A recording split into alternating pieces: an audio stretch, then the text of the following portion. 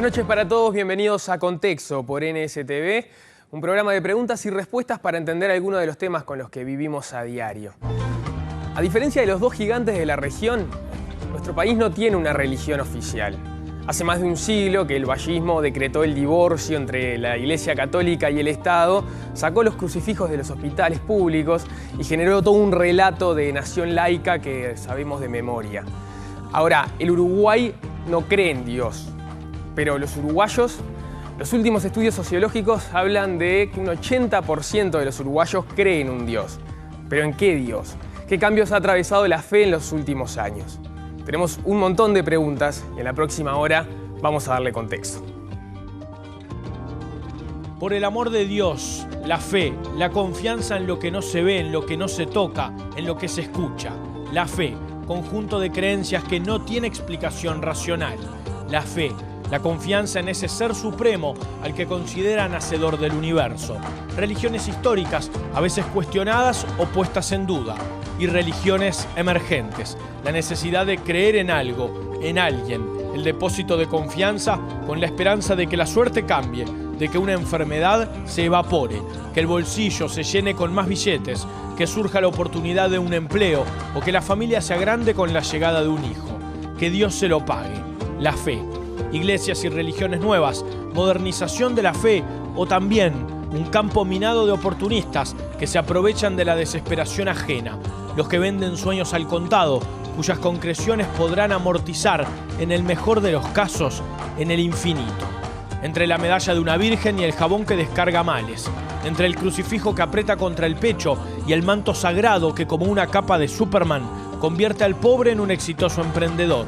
La persecución de metas ambiciosas o modestas, pero genuinamente anheladas, que chocan con el negocio de la fe.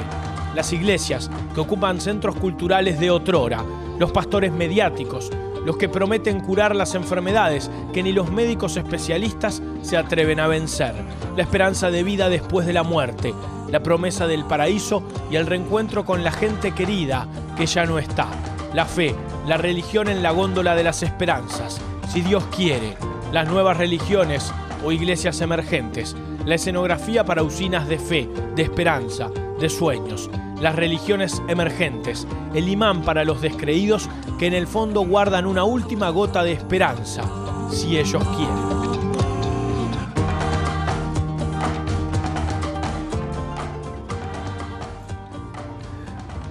Para hablar de este tema nos acompaña esta noche Néstor Da Costa, sociólogo, experto en sociología de las religiones, director del Departamento de Ciencias de la Religión de la Universidad Católica del Uruguay. Buenas noches, bienvenido. ¿Qué tal? Buenas noches. También autor, coordinador de la Guía de la Diversidad Religiosa de Montevideo, entre otra infinidad de publicaciones referidas al tema. Muy bien. Arrancamos por esa contradicción aparente contradicción que especificábamos al principio, ese Uruguay laico, que además es un relato que tenemos muy presente, bien marcado, sobre todo por el lugar donde estamos y la diferencia que hay con Argentina y Brasil, pero ese otro dato que aparece ahí, que el 80% de los uruguayos creen en Dios.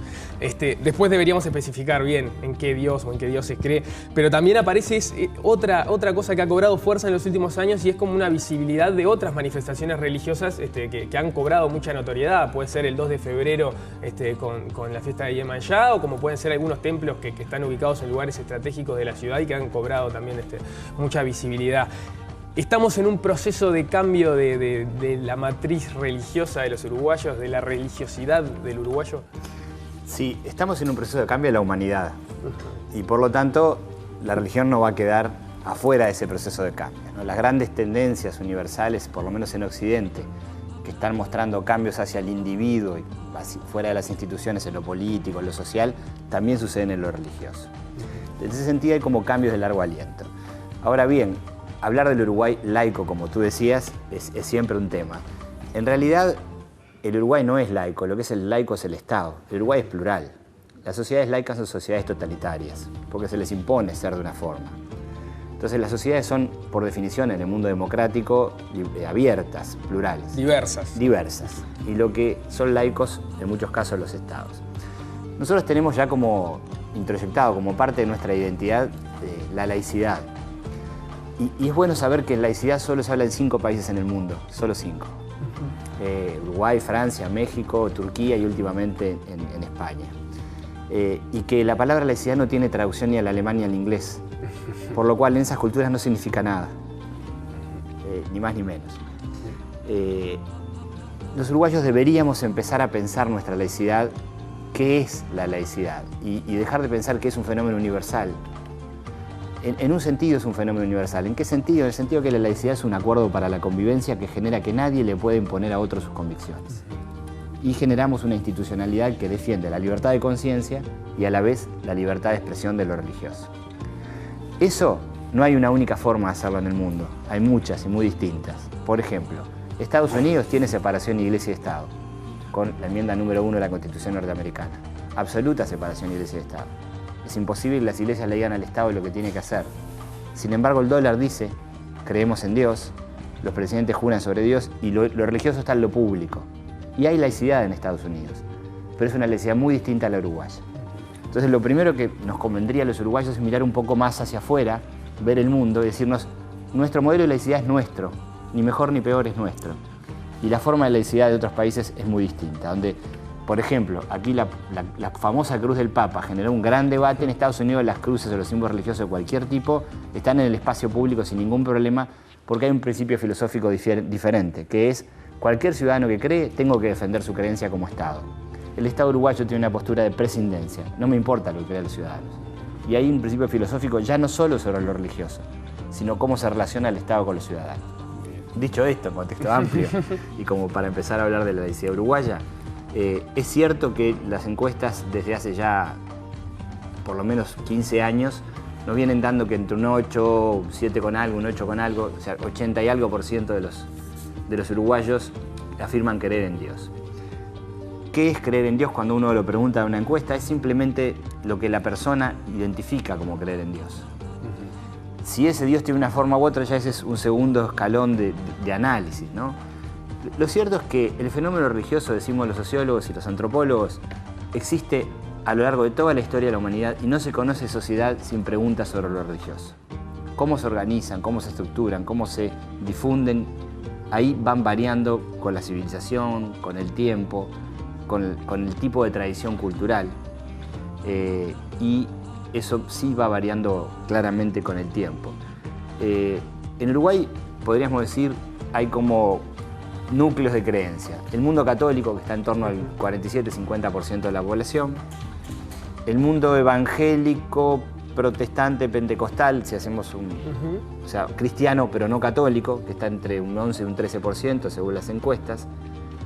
Y acá el fenómeno más dinámico, que no es lo que vemos aparecer en los templos, en la tele, sino que es los que creen sin pertenecer a ninguna religión, que están en torno al 23%. O sea que sería el segundo grupo en importancia. Y ese es un fenómeno occidental. Le está pasando a todos en distinta medida. Brasil, que tiene censos cada 10 años, como todos, pero en los que pregunta fuertemente sobre religión, va mostrando cada década un descenso del catolicismo, un aumento de la creencia sin iglesia. ¿Y de qué da cuenta ese fenómeno de creer sin pertenecer a una iglesia? Sí, es un fenómeno bien de época. La modernidad, el auge progresivo en 200, 250 años, de la transferencia de decisiones y asuntos al individuo y no a las instituciones, es un proceso de largo aliento que hace que los ciudadanos tengan que tomar por sí ante sí definiciones y no necesariamente adquirir en forma cerrada paquetes de definición de creencia.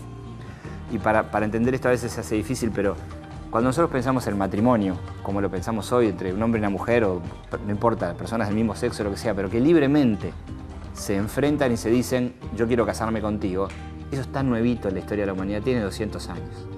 Hasta ese momento, eso lo resolvían las instituciones, lo resolvía la institución familia. Okay.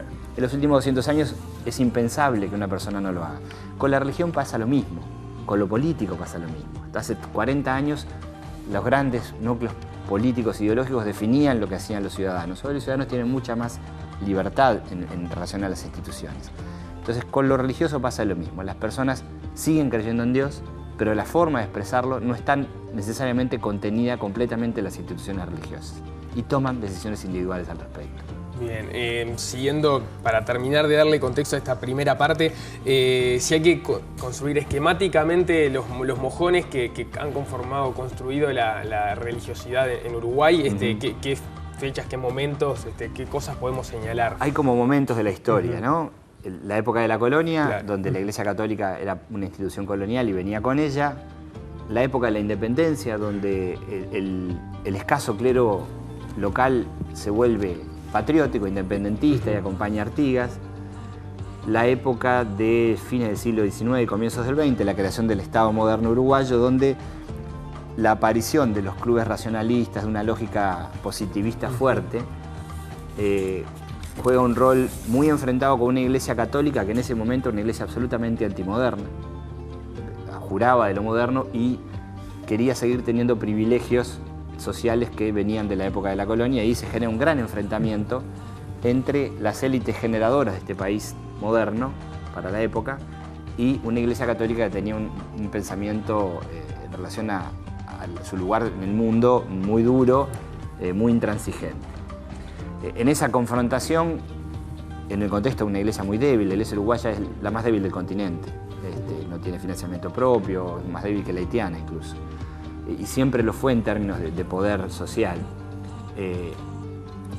Este proceso culmina a principios del siglo XX con la separación Iglesia-Estado, que entra en vigencia el 1 de enero del 19 con la nueva Constitución, que viene luego de una serie de confrontaciones entre esos dos actores nacientes, crecientes, y bueno, ahí encontramos un hito. En esa época además se secularizan una cantidad de cosas, los pueblos, el nombre de los pueblos, ¿no? Es Uruguay que dijo, la religión hay que sacarla, no solo del Estado, de la vida del país. Y, por ejemplo, todos sabemos que los que vienen del Paso de los Toros se llaman isabelinos. ¿Por qué isabelinos? O los de Maldonado son fernandinos. ¿Por qué eran los Santa Isabel o San Fernando? Pero en esa década del 20 desaparecieron también los nombres religiosos del nomenclátor de los pueblos, salvo el Santoral de Canelones y algún otro. Y hay como una énfasis en que lo religioso es una cosa oscurantista del pasado de gente ignorante. Ese énfasis ganó buena parte de la matriz cultural uruguaya en un país que se obsesionaba por ser homogéneo, por tener una lengua, por tener una túnica única. Los edificios públicos no podían ser pintados con otro color que el de la construcción. Había un esfuerzo en ese Uruguay hiperintegrador por homogeneidad, por todo, monopolios, homogenización. Ese era el país que se buscaba por esas élites constructoras del Uruguay, y hoy nos encontramos en otras etapas. Desde los 60 en adelante, determinadas revoluciones sociales y culturales han generado una cantidad de movilidad, y hoy en día la diversidad es un valor. En aquel país era un desafío a combatir. En este país es un valor. Por lo tanto, al ser la diversidad un valor, y en el medio vamos a agregar un elemento más, la Declaración Universal de Derechos Humanos establece que el derecho a la religión y a profesarla libremente es un derecho humano fundamental como cualquier otro. Por lo tanto, ahí tenemos un escenario de diversificación de posibilidades para la gente, pérdida de influencia de las instituciones en cuanto a ganancia de independencia personal y distintas etapas de vinculación de las iglesias con la sociedad. La Iglesia Católica, que en los 60, con el Concilio Vaticano y la Conferencia de Obispos de Medellín, genera una renovación. En los 60 también empiezan a aparecer tibiamente, pero después más en los 70, los cultos afro-brasileños en Uruguay, que hoy tienen su máxima expresión en Iemanjá, el 2 de febrero. Y en los 80 empiezan a aparecer el mundo neopentecostal, que es el que más visibilidad tenemos hoy en los medios. Bien, en el siguiente bloque vamos a entrar con ese tema. Cerramos la introducción por ahora. Antes del bloque te invito a ver algunas preguntas que se recogían en la calle justamente a propósito de este tema. Perfecto. ¿Creen en lo que están ofreciendo o si es meramente algo comercial? A la gente que concurre no les preguntaría nada, porque si concurren ahí es el último recurso, se ve que ya no tienen en qué. Y a ella le preguntaría cómo podés. ¿En qué se basan para que la gente se arraiga más a ellos a veces que a la Iglesia Católica? A veces puedes saber en qué llama a la gente, pues. ¿A dónde intentan ir? ¿Qué es lo que buscan? Digo. Por ejemplo, lo que se dona cuando van a una misa, ¿a dónde van?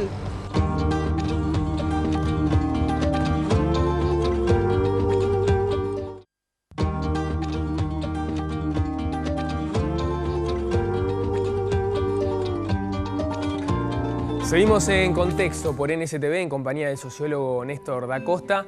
El tema que nos convoca esta noche son nuevas experiencias religiosas.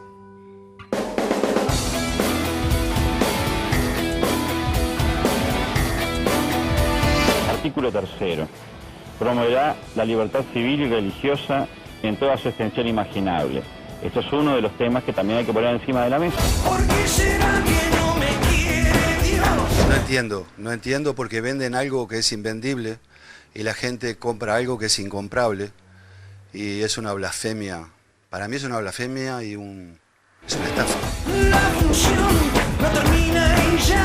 Para nosotros la pérdida de un teatro, de un cine, de un casi complejo cultural, como en algún momento estuvo planteado que fuera, es una pérdida para la ciudad. Mar lindo,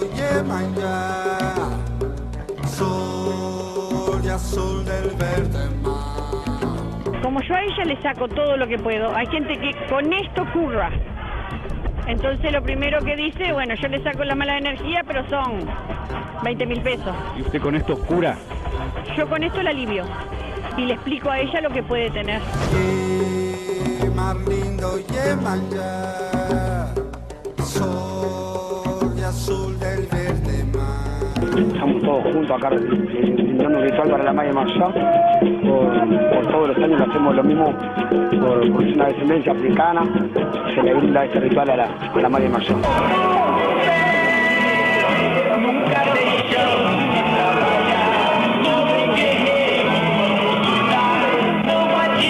¿Qué le pasa cuando cae así? ¿Qué le pasa cuando cae así? Porque están con una energía negativa. Eso, para explicarlo claramente a la persona que nos está mirando, es más viejo que el propio psicoanálisis. Hace más de 100 años se utilizaban esas técnicas de sugestión, la presión de la mano sobre la cabeza, que también está acompañada por un movimiento con los brazos en los cuales el cuerpo empieza a oscilar. Si a eso le sumamos la voz del pastor, que de alguna forma le está como comiendo la oreja a la persona, y determinado perfil de personalidad que predispone a eso. Son crisis fundamentalmente tipo histérica. Dios y el diablo me mojan la oreja, no es una queja, solo se trata de deshacer la madeja. Claro, lo importante es que no se pierda dinero, sino que se recaude dinero. El diezmo no es mucho, el diezmo es la 10ª parte de lo que llega a sus manos. Si llega a sus manos 50 pesos nomás, ¿cuánto es el diezmo de 50 pesos? 50 pesos. Antes de gastar, de cambiar la plata para hacer cualquier cosa, primero el diezmo. Por eso se llama primicia. Bueno, aparecen ahí varios temas a conversar. Uno tiene que ver toda esa polémica que se generó a partir de la conversión del Cine Plaza en un templo, pero que pone sobre tapete el tema de las iglesias pentecostales o neopentecostales. ¿Qué son? Capaz que conviene empezar por ahí. Sí, comencemos por el pentecostalismo que nace a fines del siglo XIX, comienzos del XX, en Estados Unidos. En Estados Unidos, eso es algo que podría sorprender porque uno lo asocia a pastores brasileños, ¿no? Ahí más el neopentecostalismo, pero de hecho el pentecostalismo es todo un movimiento espiritual de fines del siglo XIX, comienzos del XX en Estados Unidos, que pone mucho énfasis en la presencia del Espíritu Santo vivo en las personas hoy, mucho menos en asuntos dogmáticos. Es una larga expresión. De esa época en Uruguay está, por ejemplo, Asambleas de Dios, que es una iglesia con ya más de 100 años de tradición. Pero lo que llamamos neopentecostalismo empieza en los 70, llegar a forjarse en América Latina y llegar a Uruguay. Y ahí sí es donde vemos quizá mayor presencia en Montevideo, en Uruguay, de pastores que vienen del mundo brasileño o que son uruguayos pero vienen de iglesias de ese lugar, también de Argentina, ¿no? El neopentecostalismo es un fenómeno religioso donde hay mucho énfasis en la salvación aquí y el ahora. No hay contenidos teológicos de largo aliento, hay una propuesta incluso muy simple de la visión de la vida, lo bueno y lo bueno acerca a Dios, lo malo aleja, y si te pasa algo malo porque estás lejos de Dios, y por lo tanto la búsqueda de solución concreta del aquí y ahora hace que aparezcan que es un fenómeno social, no solo religioso, que aparezcan propuestas de resolver el aquí y el ahora. Que a determinados sectores sociales le pueden parecer increíbles, a otros no. La experiencia vital de cada uno es importante, y ahí es donde volvemos a conjugar el tema del derecho humano fundamental y la Constitución de la República. La más amplia diversidad de creencias es algo necesariamente respetado, respetable y hacer respetar, como cualquier otro derecho humano fundamental. Entonces ahí tenemos siempre la tensión entre experiencias religiosas que a algunos sectores pueden parecerles que no son tales o que encubren otros asuntos, y experiencias religiosas que, sean así o no, están amparadas por la Constitución de la República, por los derechos humanos. Bien, ¿cómo se explica el fenómeno de expansión que tuvo en América Latina y, bueno, particularmente Brasil y Uruguay? Sí, el fenómeno Iglesia Católica, cuando uno tiene un espacio absolutamente hegemónico, lo esperable de futuro es el descenso, ¿no? O sea que es impensable que una Iglesia Católica en Brasil tenía el 90%, en el futuro siga manteniéndolo, en un mundo donde lo diverso y lo plural y la conexión intercultural hace que vengan propuestas religiosas de otros lugares del mundo. Lo normal es esperar que los grupos hegemónicos o grandemente monopólicos desciendan. Lo otro es, en esa emergencia de búsqueda de lo nuevo, es cómo se busca respuesta a asuntos vitales y trascendentes. Amor, trabajo, sentido, seguridad, salud. Por lo que vos decís, estas religiones son religiones que dan respuestas rápidas. Que tienden a ofrecer respuestas rápidas sobre estos asuntos. Porque esto es un problema un asunto de todas las religiones. Estos temas, si uno los explora, están en todas presentes. El tema es quizá la forma en que nos impactan estas nuevas religiones, que además han hecho una apuesta mediática. O sea, hay una apuesta por la visibilidad pública y por lo mediático, ¿no? Con una fuerte presencia de los medios de comunicación nocturnos, en las radios y en lugares de culto muy emblemáticos de la ciudad. ¿Y esa estrategia de visibilidad en qué está apoyada? Es la convicción que les cuesta mucho a las iglesias tradicionales asumir o vincularse, que es que hoy en día el mundo sin lo mediático y sin una visibilidad fuerte es prácticamente imposible vivir en este mundo. Y como nacen en esta época, ya la Iglesia Universal del Reino de Dios es de los 70 en Brasil, como ya nacen en la época mediática, prácticamente recurren a ella como un elemento constitutivo, en tanto que las grandes iglesias tienen mucho problema para manejarse con los medios. No logran todavía empatizar con los medios. Si tienen un medio, les cuesta mucho elaborar propuestas que compitan en el mercado mediático, ¿no? Pero bueno, en los medios de comunicación, y salgamos de lo religioso, uno ve programas de todo tipo, que uno diría, estos programas cómo los están dando y cómo tienen tanto rating en Uruguay. Bueno, estamos hablando del mismo fenómeno, solo que aplicado a lo religioso. Bien, en un panorama vos hablabas de que había entre un 11 y un 13% de cristianos no católicos. De cristianos no católicos, exactamente, donde quedarían incluidos los neopentecostales. Y serían la mayoría. ¿Cuántas iglesias o qué números podemos aportar además de eso?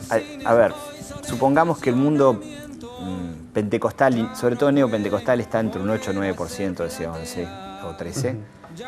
Digo porque esa es una particularidad que también tiene. Iglesia Católica hay una sola. Sí, claro. En realidad acá se da hay múltiples iglesias. Sí. Y esto es un fenómeno bien interesante. Hay muchísimas iglesias. Cuando decimos la guía de la diversidad religiosa, paramos en 55 fenómenos, porque el mundo pentecostal superaba los 100, solo el mundo neopentecostal. A diferencia de una iglesia tradicional, sea la católica, sea la valdense, sea la metodista, iglesias que vienen de la Reforma, que tienen cientos de años de historia, que tienen estructuras centrales, armadas, estas iglesias son muy individuales en la forma de armarse. No es necesario hacer 6 o 8 años de teología para ser pastor, obispo o lo que sea, sino son iglesias que favorecen el rápido acercamiento a la jerarquía eclesiástica de gente más sencilla, sin pasar por grandes peajes de años de preparación. Son iglesias que nacen de la búsqueda individual de algunas personas que entienden que Dios les dio un mensaje especial o que tiene una forma especial de expresarlo.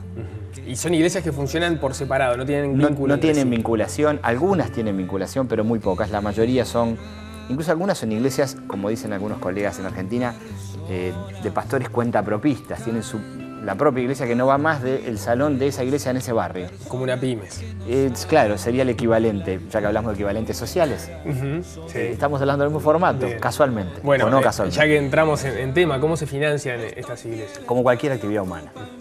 Yo siempre me pregunto cómo se financia el básquetbol en Uruguay, que todo el mundo sabe que es perdidoso. No puedo entenderlo. Si lo pensás racionalmente, en términos absolutamente racionales, es impensable que el básquetbol exista en Uruguay, con los costos que tiene. ¿Por qué existe el básquetbol? Porque hay gente que cree que vale la pena y pone plata en él. ¿Por qué existen las iglesias? Porque hay gente que cree que vale la pena y las apoya económicamente. ¿Qué diferencias hay entonces entre cómo se financia la iglesia católica y las iglesias pentecostales? Sí, lo que uno puede ver, y ahí hay que hacer una amplitud, un abanico muy amplio, porque no todas se financian de la misma forma, incluso las neopentecostales, ¿no? Cualquier institución humana necesita dinero para subsistir, un canal de televisión, etc. Las iglesias han ido generando a lo largo del tiempo mecanismos para ello. La Iglesia Católica se financia de donaciones de sus creyentes, básicamente, ya sea mayoritariamente voluntarias. Que uno sepa, no hay una obligatoriedad de aportar económica. Algunos cultos pentecostales, o más bien neopentecostales, tienen una forma de requerir el dinero que es muy chocante a veces para la población, que es... Esto es muy sencillo. Si tú estás muy apegado al dinero, te estás alejando de Dios porque el dinero no es un asunto de Dios. Entonces, en la medida que uno aporta a la iglesia que cree y tiene capacidad de desprenderse de aquello que le importa, que es el dinero, de alguna forma se acerca a Dios. ¿Y cómo repercute eso en el vínculo con la persona? Bueno, ahí depende, porque hay muchas iglesias neopentecostales, de las más visibles quizá, que evitan tener vínculos permanentes. Lo que se llama no tener sociabilidad horizontal. Es el pastor con la persona y la persona con el pastor y con Dios. Pero no hay grupos horizontales de personas que se reúnen en las parroquias, como hace la Iglesia Católica u otras iglesias protestantes. Es más bien un vínculo horizontal con el pastor y a través de él con Dios y con la iglesia. Pero no hay grupos horizontales. Entonces, la vinculación muchas veces es de donador que aporta y que a veces siente que eso lo acerca a Dios, o que él se desprende del dinero, algo que para él era muy importante quizá también en un momento, pero ahí se da esa conjugación de búsqueda de sentido, de convicción del aporte, y a veces lo que nos choca mucho a veces a los uruguayos, según veíamos en los spots, era la forma de pedirlo, que es si tú das tanto para Dios, Dios te salva. Y ahí hay una teología de los neopentecostales que es la teología de la prosperidad. Es Dios te prospera aquí y ahora en la medida que tú te alejas de lo negativo, de lo que te aleja de Dios y te acercas a Dios y apoyas a tu iglesia y a Dios a través de ella, ¿no? Bien, vos como sociólogo, ¿cómo hacés para diferenciar la iglesia del curro, ¿no? Algo que veíamos ahí en el tape. Obviamente parte de tu trabajo es tomar con absoluto respeto todas las religiones, pero también poder distinguir dónde hay una iglesia, dónde hay una religión y dónde hay un negocio, ¿no? Sí. Suponiendo que no puedan convivir ambos a la vez. La sociología intenta describir y a cualquier campo de la sociedad y comprender. Aplicada al mundo de las religiones, hay cosas con las que no tiene competencia. Por ejemplo, si son verdaderas o falsas, si Dios existe o no, a los sociólogos eso no nos importa, ¿no? Era la última pregunta que tenía. Perdimos entonces, volvamos a filmar. Eso no nos importa, eso le compete a filósofos, a teólogos, no son preguntas que podamos responder los sociólogos. Y en esto de si hay curro, como se dice en Uruguay, o no, también los sociólogos decimos, bueno, nosotros podemos informar, estudiar por qué la gente se acerca, cómo, qué sentimientos hay en el fondo, qué búsquedas hay, los mecanismos por los cuales se recluta dinero en unas y en otras. Si es verdadero o no, eso es una pregunta, si es curro en definitiva, es una pregunta que no podemos responder desde la sociología, que puede responder el ciudadano común, que puede responder el que se pregunta desde la teología o desde la filosofía o del sentido de la vida, ¿no? Bien, una elegante manera de salir del paso. No, pero no es solo salir del paso, es una convicción. Bien. Desde la sociología, si no, no podríamos hacer sociología. Bien, perfecto. Esperamos un bloque más, que todavía quedan un montón de preguntas para hacer. Enseguida volvemos con más de contexto por NST.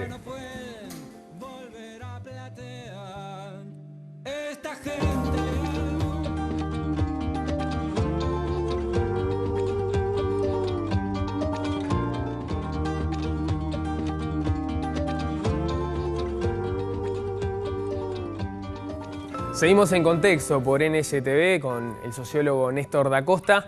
El tema de hoy es nuevas experiencias religiosas. Como me parece que la mayoría no tiene fe, que somos muy ateos en general. Hay una cierta gente que sí que es creyente, que cree en la fe, pero Parece un país mayoritariamente laico y ateo. Cada cual busca su camino, de acuerdo a sus necesidades. Hay muchos, se acercan a muchas iglesias buscando algo porque se sienten mal. No, es bastante despreocupado el uruguayo de los temas religiosos. El uruguayo lee, se informa, escucha mucha TV, radios, programas documentales, entonces de ahí como que se cuestiona mucho, se quiere mucho y la fe pasa a otro plano. Yo tengo fe, pero a mi manera, ¿no? Creo que cada uno lo vive la fe a su manera. Yo soy creyente, pero no creo en ninguna religión. Creo en algo mucho más grande.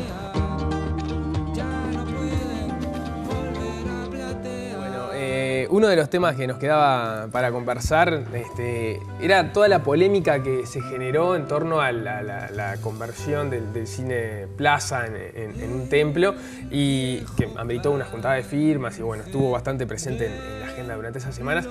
Vos llegaste incluso a escribir una columna de opinión sobre el tema. ¿Cómo viviste esa polémica que tocaba tu tema de estudio? Sí, a mí me llamó mucho la atención el tipo de polémica. O sea, la reacción fue después de que un grupo religioso compró un cine, hubo una demanda de que volviera al patrimonio estatal, ¿no? Y entonces me puse un poco a pensar qué había ahí y encontré que un amigo incluso me decía, ¿qué pasa si eso lo hubiera comprado un grupo para hacer un shopping? ¿O qué pasa si eso lo hubiera comprado la colectividad judía para hacer una sinagoga? La reacción hubiera sido la misma. Y ahí me convencí de que no. De que seguramente hubiera habido alguna demanda de conservar lo patrimonial, pero no de expropiar el templo. Entonces ahí empecé a pensar que en realidad nos estamos encontrando frente a nuestras tendencias controladoras como sociedad, nuestra ansiedad de uniformidad y de que todo esté en su lugar y que lo diferente no avance demasiado, y que quizá hubiera un prejuicio o un juicio previo acerca de este grupo religioso que la compró, que generaba una animadversión sobre el asunto, ¿no? ¿Ese fenómeno, vos decís, se puede traducir en intolerancia religiosa? La intolerancia religiosa quizás un poco más fuerte, pero yo ahí en el momento entendí que me pareció que había una postura bien clara con que ese grupo se hiciera cargo de ese templo, entre comillas, urbano, que ahora pasara a ser un templo de fe. Y me convencí de que si otros grupos sociales lo hubieran adquirido, no hubiera pasado ese asunto. ¿Y dónde crees que, está bien, en el bloque pasado no quisiste, o con una definición muy coherente, pero no querías, no es tu tema distinguir entre dónde está el negocio y dónde está el curro, digamos, y acá lo que está de fondo es el prejuicio, ¿no? Sí. Vos, ahí sí, como sociólogo, ¿cómo analizás ese prejuicio? Ahí sí creo que hay un elemento diferencial. El Uruguay tiene una clara separación Iglesia-Estado constitucional y una clara enunciación del derecho a ejercer la libertad religiosa en la Constitución, muy clara, más clara que el francés todavía, que es mucho más negativo. Pero su implantación cultural del modelo es más radical que el francés. Tú sabes que en Francia hay cruces en muchas escuelas públicas, ¿no? Y que hace 15 años que los maestros en Francia son capacitados en las distintas religiones porque se dieron cuenta que sus hijos viven al lado de gente que cree cosas distintas, entonces se iban hacia un mundo de la ignorancia. Entonces cambió mucho eso en Francia. En Uruguay no, Uruguay tiene un enunciado radical donde hay una especie de bloque cultural a que lo religioso es raro, es gente pobre ellos, no tienen que recurrir a esto porque no tienen otra alternativa. Y ese es un prejuicio cultural de la honda matriz cultural hegemónica, ballista y hiperintegradora uruguaya, ¿no? Que se hacía cargo más del prejuicio que viene de la época de esa pugna que hablábamos en el primer bloque, entre iglesia católica antimoderna y liberales que buscaban un Estado diferente, que sea en un país fuertemente envejecido, que se ha consolidado y hecho matriz cultural para nosotros. Entonces, lo raro, lo distinto, ahí aflora un cierto prejuicio antirreligioso, que yo creo que con el tiempo tendrá que llegarle a este espacio de lo religioso lo mismo que le está pasando a los otros espacios de diversidad sexual, etc., ¿no? La diversidad hoy en día, la UNESCO lo ha afirmado en una declaración universal, el país, Uruguay, la ha afirmado también esa declaración, la diversidad es un valor de integración, convivamos con los diversos, hagámonos cargos de la diversidad En lo religioso, eso todavía tenemos nuestros prejuicios decimonónicos. Nos queda hablar de otra de los cultos que aparecen con mayor visibilidad, que son los afro-brasileños. Ahí cómo está la situación y desde cuándo han empezado a crecer en Uruguay. Los datos del primer centro de culto es de los 50 y ha llegado obviamente por la frontera brasileña. Crecieron mucho en los 80, fines de los 70 y comienzos de los 80. Y hoy tenemos la sensación de que han llegado como a un techo, ¿no? Que tiene una gran expresión pública el 2 de febrero que impacta la visibilidad de la población que asiste, pero en las encuestas está dando una cierta estabilidad eso, igual que está pasando en Brasil están bajando. Entonces es un mundo que nos ha llegado culturalmente por nuestros vecinos, que si viviéramos en Chile probablemente tendríamos mucho menos, pero que se ha hecho parte de la vida cotidiana, de la búsqueda y la expresión religiosa también de los uruguayos. Claro, la pregunta que a mí me surge es, por ejemplo, en esas expresiones del 2 de febrero, si es, bueno, toda la población que en general está todo el año profesando ese culto, que se arrima y participa de esa celebración, o también hay personas que ocasionalmente lo hacen, como también pasa con el catolicismo, con otras quizá, ¿no?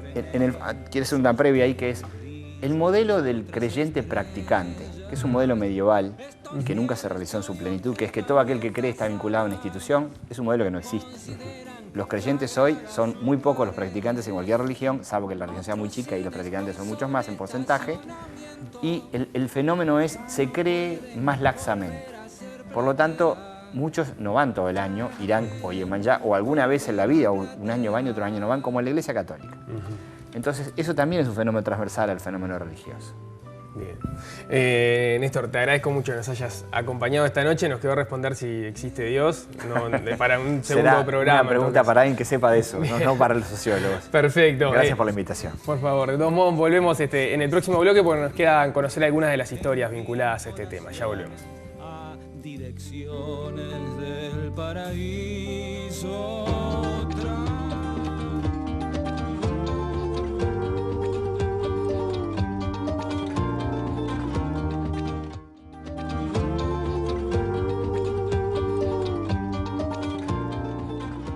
Llegamos al último bloque de Contexto por NSTV y llegó el momento de conocer algunas de las historias que hay detrás de estas nuevas experiencias religiosas que vienen cobrando protagonismo en el último tiempo.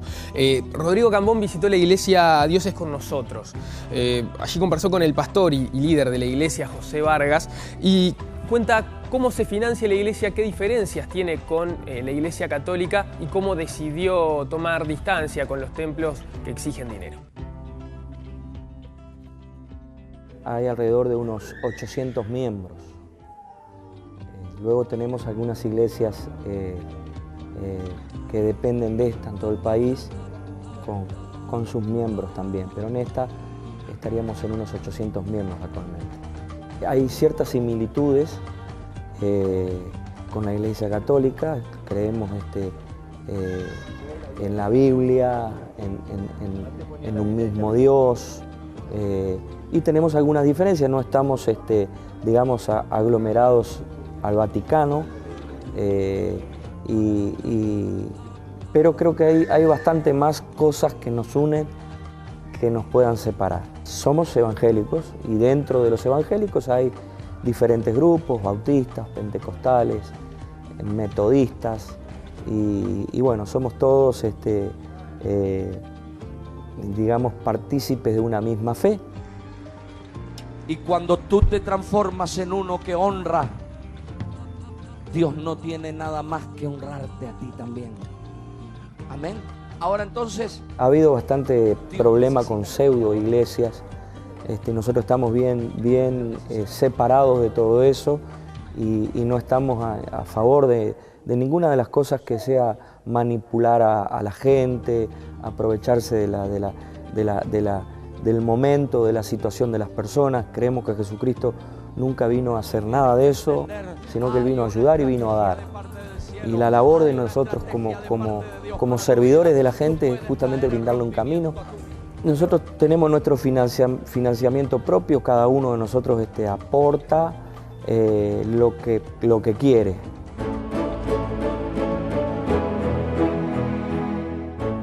Fiorella Lomiento es una de las pastoras que trabaja allí y le explicó a Rodrigo Cambón cuáles son las tareas que se realizan en la institución. Dentro de la iglesia se realizan un montón de actividades, particularmente la que me ocupo yo es ser la directora del instituto. ¿Cómo funciona? Los días miércoles 19:30, luego del horario laboral, nuestros alumnos que son fieles, que vienen y se congregan en la iglesia, les enseñamos la visión de la casa, la teología, y también actualmente hoy está funcionando un instituto de formación de cristianos, empresarios. Nosotros nos dedicamos mucho a la obra social, se están llevando obras sociales en los merenderos, en barrios carenciados, en los necesitados en general. Puntualmente no es que se haga una obra, sino que se hacen diferentes actividades. Lo primero que hacemos nosotros es enseñarle que hay un antes y un después. El antes es una vida sin esperanza y el después es una vida en compañía con un Dios que te ama, con un Dios que siempre está, que cuando parece que el mundo se te viene abajo, Jesús te dice estoy acá. Eso es lo que nosotros predicamos, una relación con Dios. Es que no puedo poner un horario, trabajo o soy pastora. En realidad en mi oficina es un gran púlpito donde lloran mis clientes, mis proveedores, nos abrazamos, me cuentan sus problemas. Ese es mi pastorado también, porque no solo las ovejas están adentro de una iglesia. Atrás de estas paredes hay millones de almas que están necesitando que alguien les predique el evangelio. Por último, nos toca conocer la historia de uno de los fieles de la iglesia Dios es con nosotros. Quizás varios lo recuerden, se llama Pablo Caldarelli. En los primeros años de la década del 2000 era bastante conocido por ser uno de los integrantes de la banda de pop tropical Monterrojo. Según cuenta, en determinado momento tuvo una revelación y cambió su vida para siempre. Vamos a escucharlo.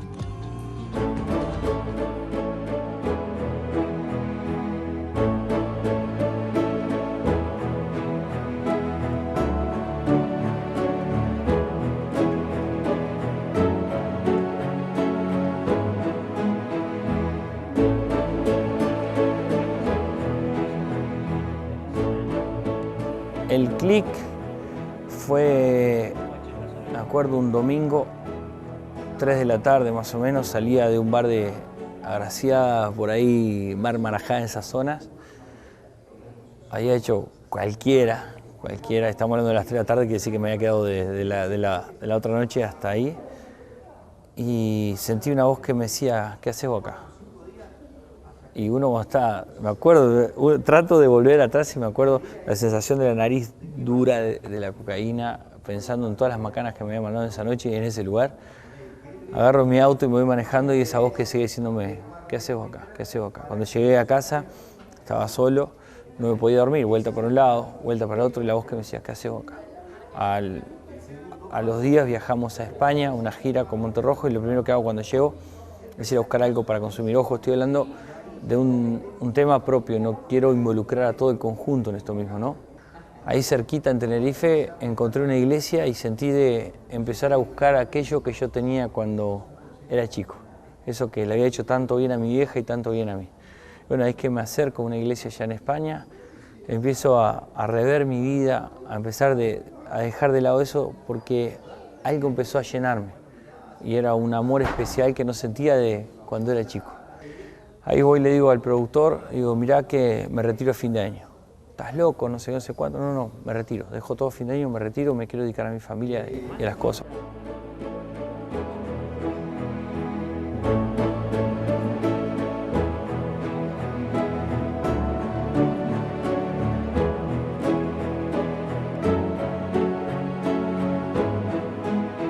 La fe es como el viento.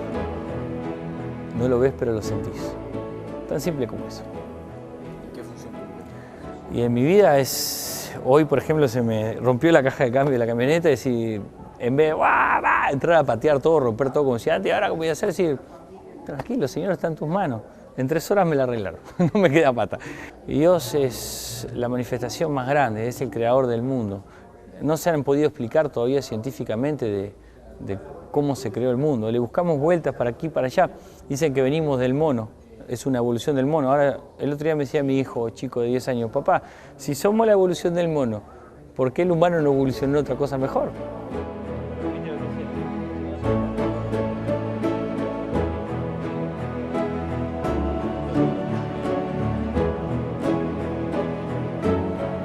corazón de cada uno de nosotros, si nos acercásemos un poquitito más a Dios, cambiaría. Ese es el problema. Yo, en vez de recurrir hoy por hoy a las drogas, a la violencia, a lo que sea, ¿qué hago? Recurro a mi rodilla. Yo digo, ya mis problemas no los enfrento más de pie, los enfrento de rodillas, buscando la presencia de Dios. Oh, Paola, solo pido que algún día me dé bola y dale, oh, Paola, y dame bola, dame bola. Encontré un mundo de luces, de colores, amigos ficticios, de drogas, cosas, ¿cómo les puedo decir?, superficiales.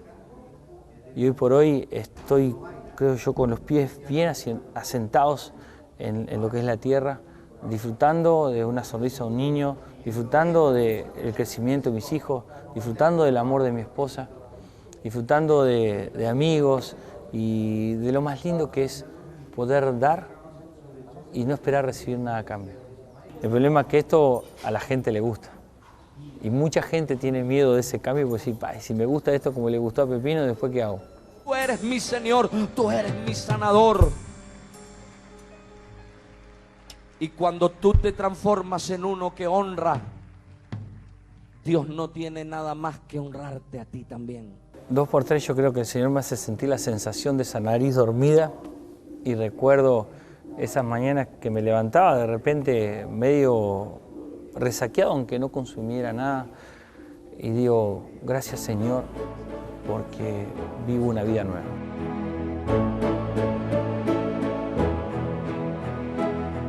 Por ahí la historia de Pablo Caldarelli y hasta acá el programa de contexto de esta noche. Algunos apuntes pudimos sacar, pasando en limpio, un 80% de los uruguayos creen en un Dios, un 50% de ese porcentaje son católicos, entre un 11 y un 13% son cristianos no católicos y mayoritariamente pentecostales o neopentecostales, y un 23% creen en un Dios sin pertenecer a una iglesia, creen en un Dios propio. Esos apuntes nomás ya nos disparan varias preguntas. ¿Seguirá retrocediendo la Iglesia Católica? ¿Seguirán creciendo las iglesias neopentecostales? ¿Y seguirá aumentando la gente que tiene un Dios propio pero no sigue a ninguna iglesia? Hasta la semana que viene.